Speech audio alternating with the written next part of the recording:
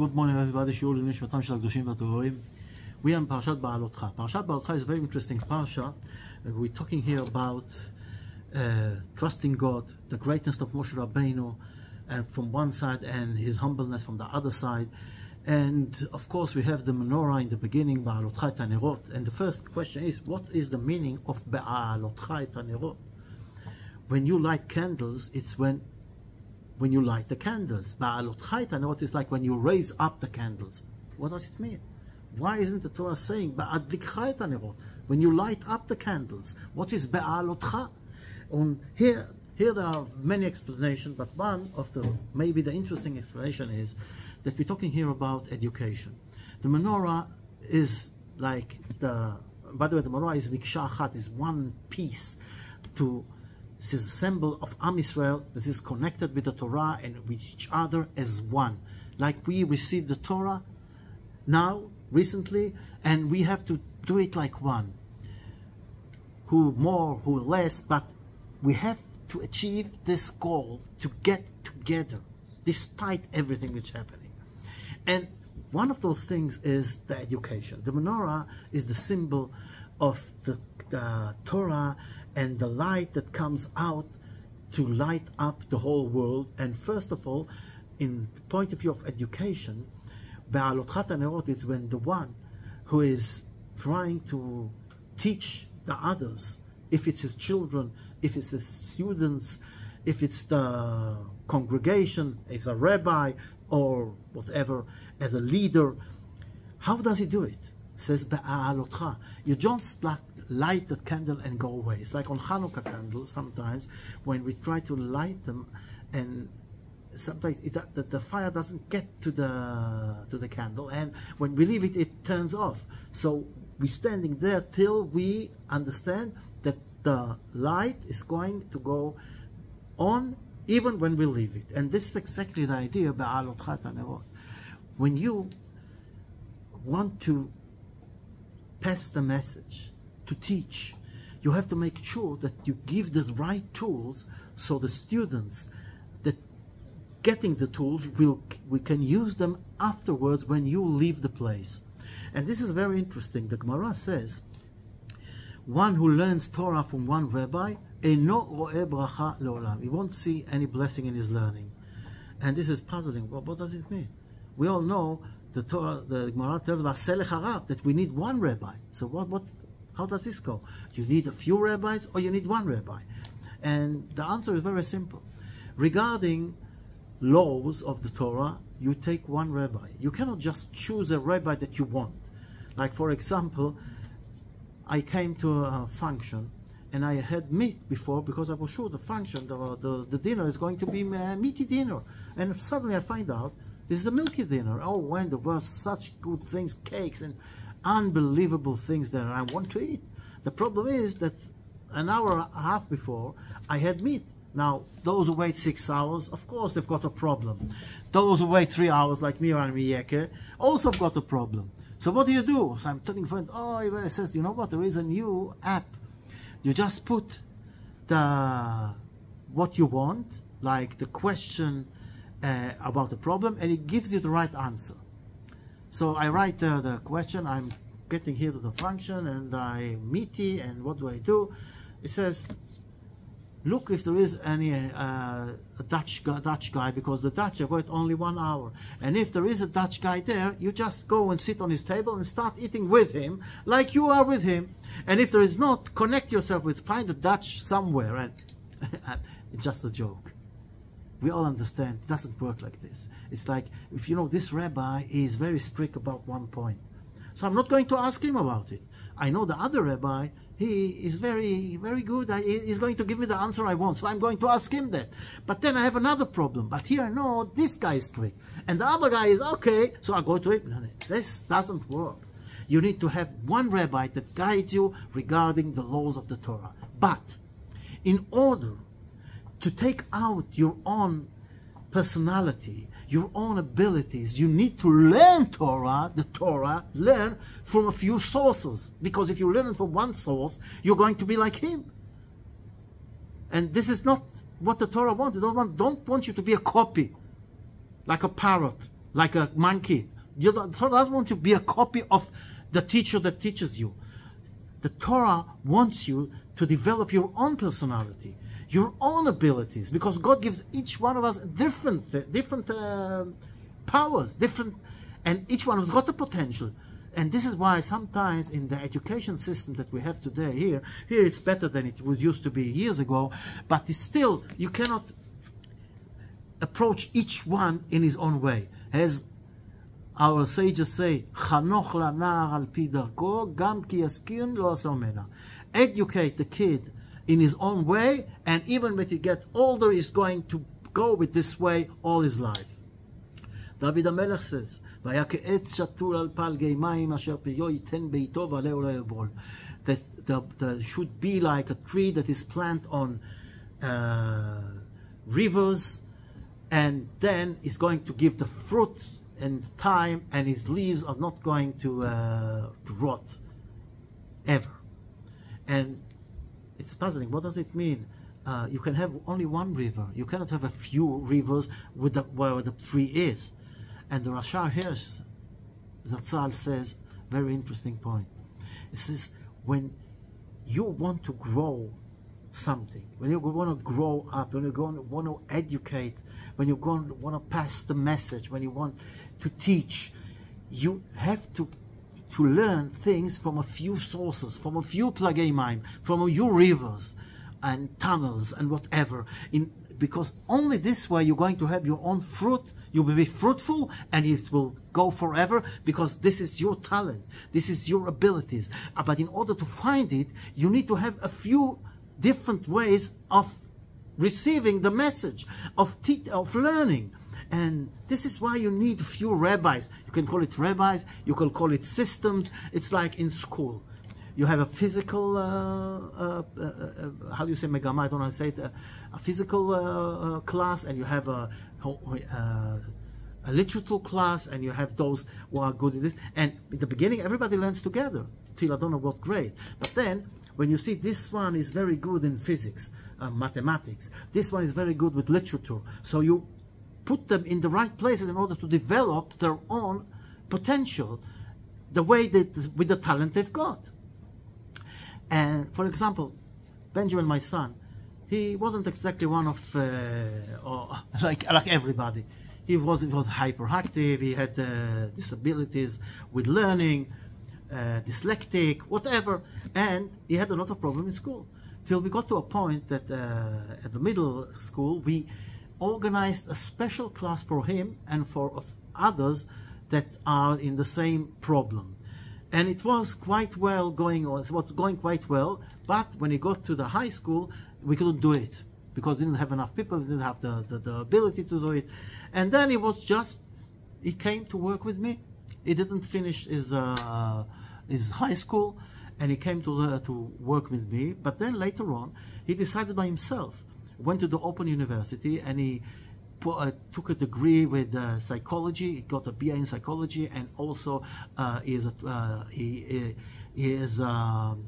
with CBT treatment he's dealing, and he helped a lot of people with this. And he's also in the business very successful. By the way, with all the side of the business from the point of view of the software, he is an expert in it, and he's really developing a lot of things that nobody could believe that Benjamin could do this. But this is exactly the point. We understood when the doctors and everyone says, give him Ritalin, give him Ritalin. This was the answer. He's not like everybody give him Ritalin, so he's going to sit like a zombie. I'm not talking about against the medicine Ritalin, because some people it helps them, but I'm just talking about this very simple solution. It's very easy to throw and say, take this, take that, and this way, okay, I am okay. This is not the way of Beaalotecha Nerot.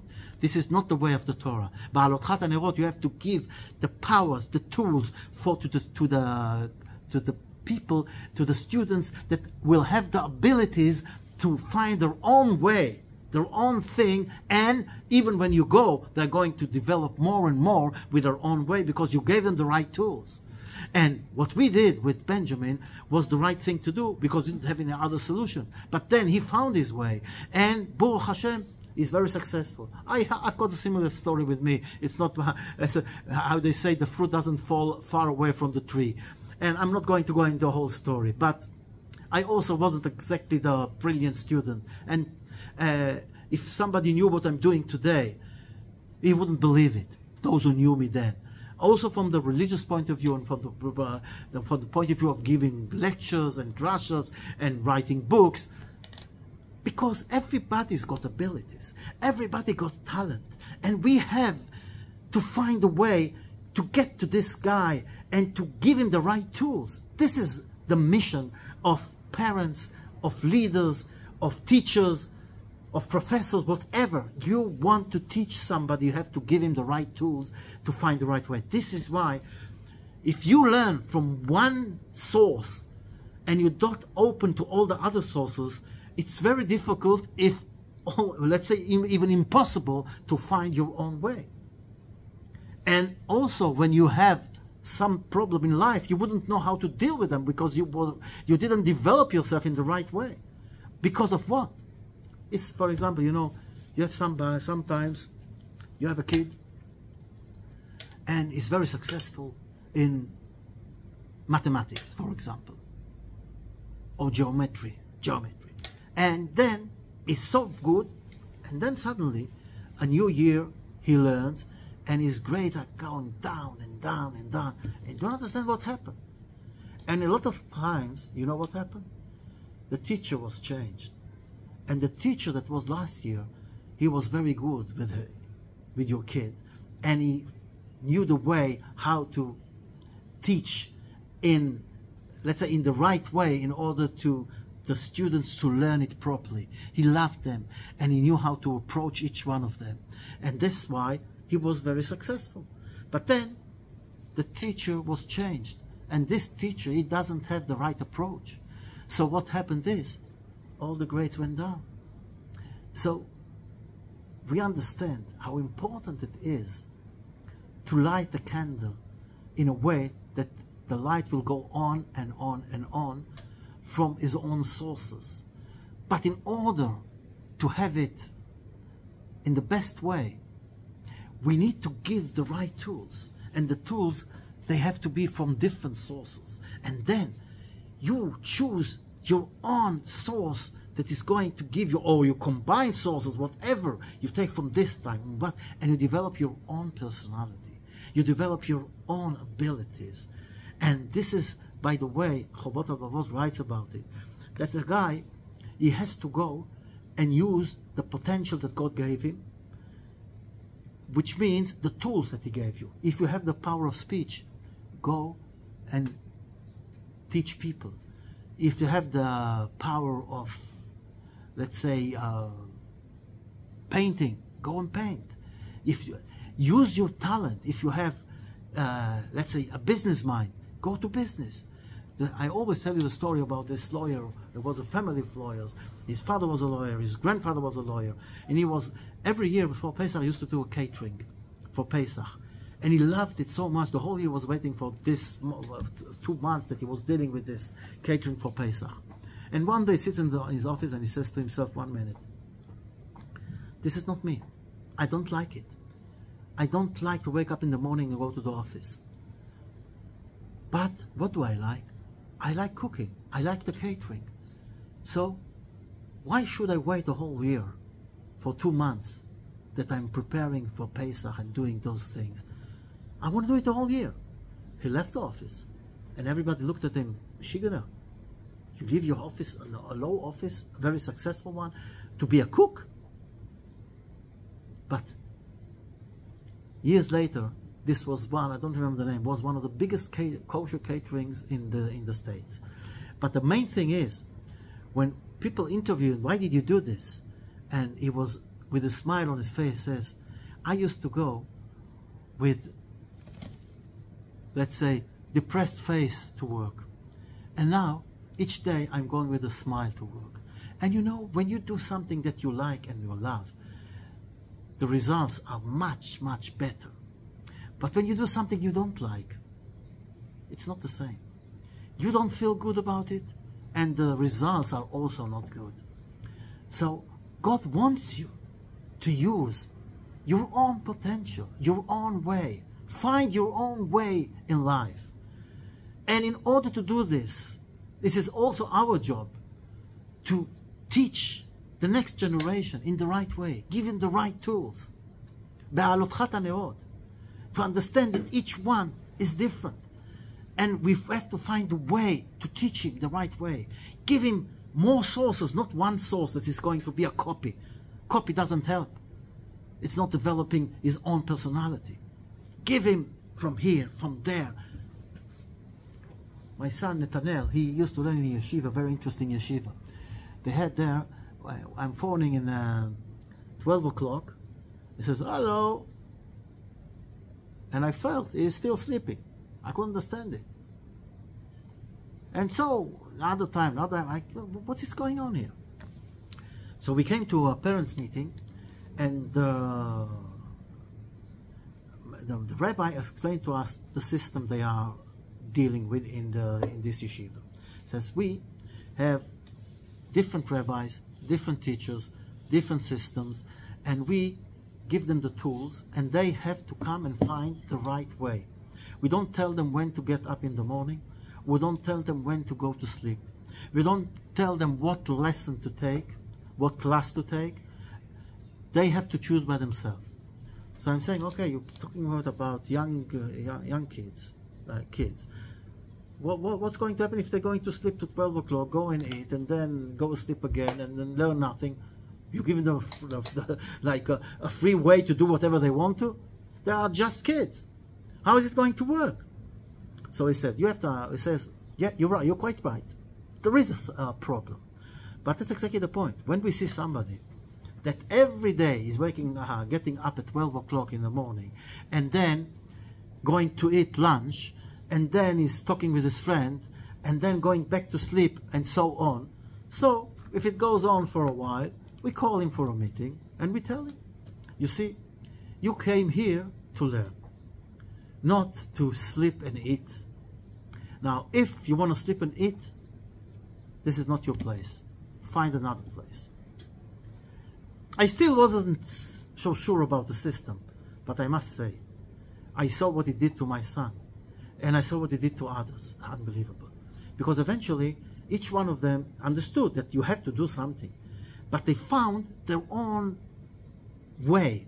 They loved this rabbi, the other teacher, and they were choosing the way that they can, let's say, fulfill themselves in the right way and find their own path in life, their own way in life. I'm not recommending it to everybody, because you need to have a certain self-discipline in order to go with a system like this. But I'm just telling you the story to understand and realize. I have Benjamin and I had Nathaniel, and both of them are different. And by the way, they're both working with me in the business today. And each one has got his own way, but together we build this Baruch Hashem beautiful business from the point of view of business, and this is also the way to build your spiritual world. It's the same thing. The spiritual world and the physical world are connected. And if we find the right way, our own way, and give the right tools to the next generation, that they find their own way, of course, miksha achat, together with Am Yisrael, together with the menorah, together with the Torah. Without the Torah, there is nothing. All I said is to find our own way and teach and give the tools to the next generation to find their own way in the Torah in order to develop and to take the potential they've got and put it together with the potential of others, and together, each one of us with his own potential, combined together, gathering together is not just to say, together we will win. All the best.